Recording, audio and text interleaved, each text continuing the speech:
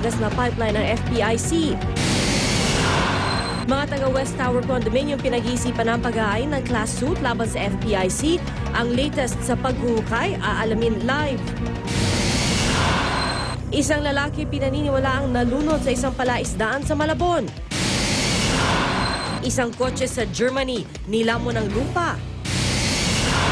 Mga lookalike ni na Katy Perry at Lady Gaga nagbatuhan ng kamatis para sa MTV Europe Music Awards. Huwag pahuli, tutok na sa unang balita. Magandang umaga, narito na mga unang balita.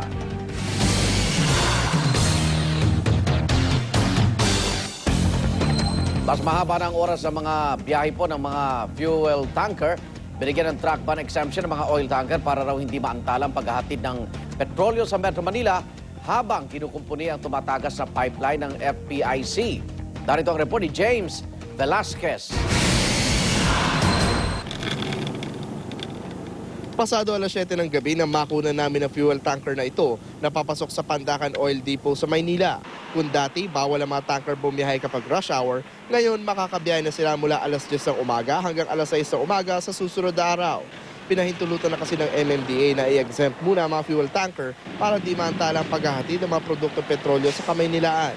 Mahigit 50% ng refined fuel requirements sa Metro Manila idinadaan sa tumatagas sa pipeline mula Batangas. Kaya naman panawagan ng MMDA sa mga motorista makakasabay sa kalsada ang mga naglalakihang tanker, konting lamig ng ulo. Posible raw kasing magsikip ang mga pangunahing kalsada dahil hanggang 200 truck ang hininga ng exemption ng mga oil company na Shell at Chevron. Sa isang statement, sinabi ng Chevron na kumikilos na sila para matiyak na hindi magkakaubusan ng fuel supply sakali magtagal pa ang shutdown ng pipeline. Ayon naman sa tagapagsalita ng Shell na si Bobby Canapi, direkta magde-deliver ang mga tanker sa kanilang mga refueling station dito sa Metro Manila. Para sa unang balita, James Velasquez reporting.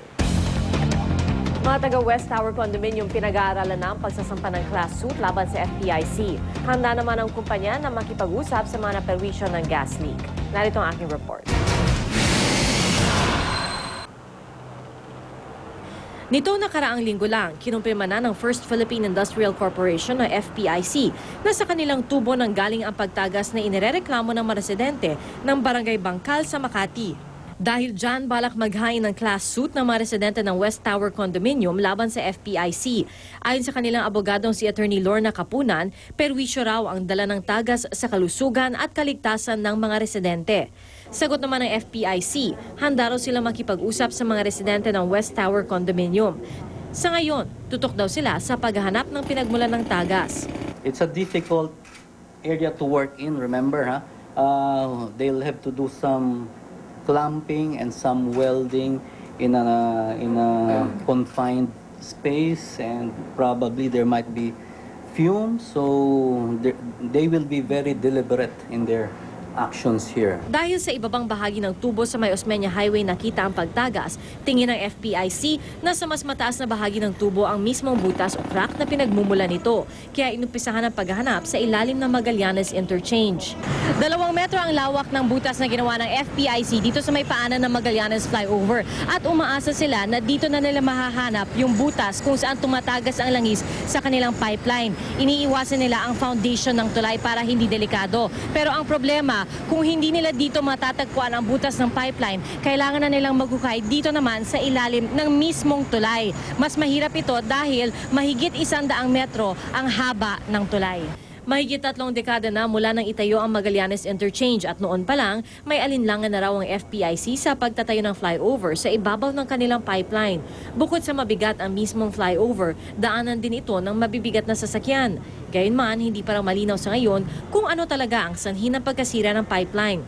Sa tingin namin, yung pipeline, kung na binabalutan ng concrete casing, ay nasa ilalim mismo ng footing nitong retaining wall. Na kung nadidiin siya, nalalagyan ng stress, siguro makakapagsabi lamang na yung mga civil engineers o structural engineers. Ayon sa UP National Institute of Geological Sciences na siyang nakakita sa tagas sa tubo, posibleng 3 linggo pa raw ang abutin bago muling mabuksan ang fuel pipeline. Ang dami mong gagawin bago mo maabot yung pipeline.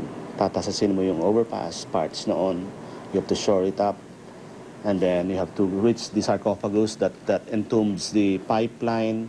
At habang di pa nahahanap ang sira, pinag-aaralan na ng FPIC ang paglalagay ng bypass o yung pagre-relocate ng pipeline mula Magallanes papunta sa bahagi ng Nichols.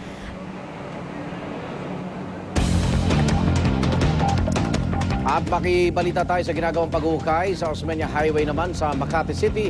May live report si Ian Cruz. Ian.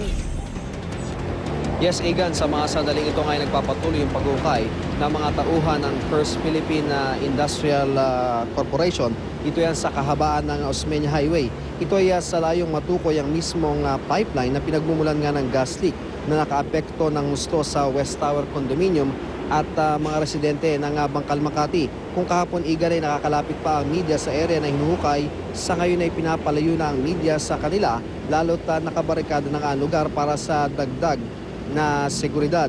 Naparid, Igan, na ngayong araw ay makikipag-usap ang mga residente ng West Tower Condominium kay Makati Mayor Junjun Binay tungkol sa susunod din ng hakbang matapos ngang matukoy na sa pipeline ng galing ang nasabing gas leak. Yan muna ang pinaka-latest mula rito sa Osmeña Highway. Balik sa iyo, Igan. Maraming salamat, Ian Cruz. Sa gulat po live mula sa Makati City. Sa ibang balita, Philippine Postal Corporation hihigpitan ang inspeksyon sa mga package na palabas at papasok ng bansa. Yan ay matapos muntik makalusot ang bagahe na may lamang bomba mula Yemen at patungo sa ng Amerika. Ang report mula kay Susan Enriquez. Matapos muntika makalusot ang 2 package ng bomba mula Yemen patungong Estados Unidos noong 1 linggo, ayaw pa kasiguro ng mga tauhan ng Philippine Postal Corporation. Kaya mas magiging mabusisi pa raw sila sa pagsusuri ng mga package na lalabas at papasok ng bansa. At kahit mano-mano pa ang pag-check ng mga package sa PhilPost, matagal na raw silang naghihigpit sa mga dumadating na package, bunsod na rin ang iba't ibang dahilan bukod sa seguridad. Pag galing po sa risk country, halimbawa Pakistan, India, China, binubuksan po yun. Yemen, binubuksan yun. O di kaya naman ay